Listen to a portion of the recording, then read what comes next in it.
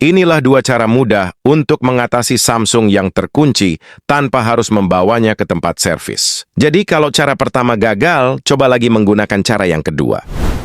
Cara pertama yaitu tanpa menggunakan kabel data USB. Ini adalah cara mengatasi Samsung A05 yang lupa kode kunci. Yang pertama, matikan dulu ponselnya. Tapi saat mau dimatikan selalu minta kode kunci. Tekan lama tombol volume bawah dan tombol daya secara bersamaan sampai ponsel mati.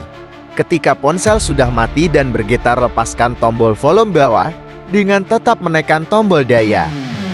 Saat tampil logo Samsung dengan cepat tekan tombol volume atas, tunggu beberapa saat kemudian lepaskan tombol daya. Jika caranya benar, maka kalian akan masuk ke recovery mode. Di sini pilih wipe data factory reset lalu konfirmasi reset ke setelan pabrik. Lanjut pilih reboot system now, maka ponsel akan melakukan booting ulang. Proses booting ini berlangsung lumayan cukup lama. Video saya percepat untuk mempersingkat durasi.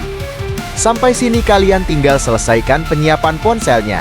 Cara kedua dengan menggunakan bantuan kabel data USB. Ini adalah cara mengatasi Samsung A33 5G lupa kode kunci.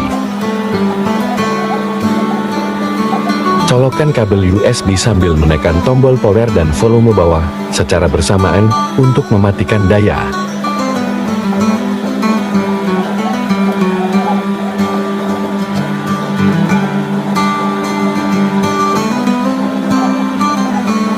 Kemudian tekan lagi tombol power dan volume atas secara bersamaan.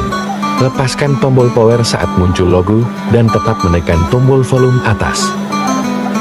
Maka otomatis akan masuk ke recovery mode. Lalu pilih wipe data factory reset. Tindakan ini akan menghapus seluruh data yang ada di ponsel.